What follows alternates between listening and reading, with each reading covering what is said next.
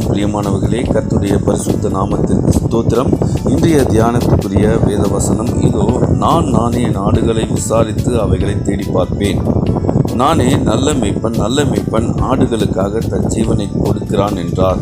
ஆம், எனக்கு அன்பானவர்களே, நம்முடைய கர்த்தராகிய இயேசு கிறிஸ்து நமக்கு நல்ல மேய்ப்பனாக, நல்ல தகப்பனாக, நல்ல நண்பனாக இருக்கிறார்.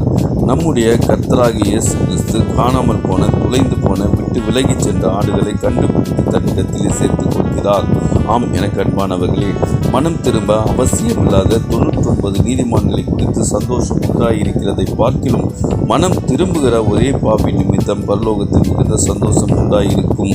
ஆம், எனக்கு அன்பானவர்களே, தவறான பாதை, தவறான முடிவுகள், தவறான எண்ணங்கள், தவறான சிந்தனைகள் ஆடுகளை வேறு திசை கொண்டு சென்றாலும் நம்முடைய கர்த்தராகிய இயேசு கிறிஸ்து காணாமல் போன ஆடுகளை தேடி பிடித்து தன்னுடைய மந்தையிலே சேர்த்துக் கொள்கிறார்.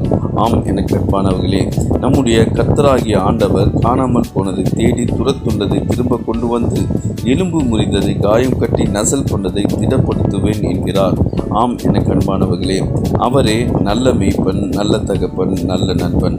கிறிஸ்து இயேசுக்கே மகிமை உண்டாவதாக. ஆமீன், ஆமீன்.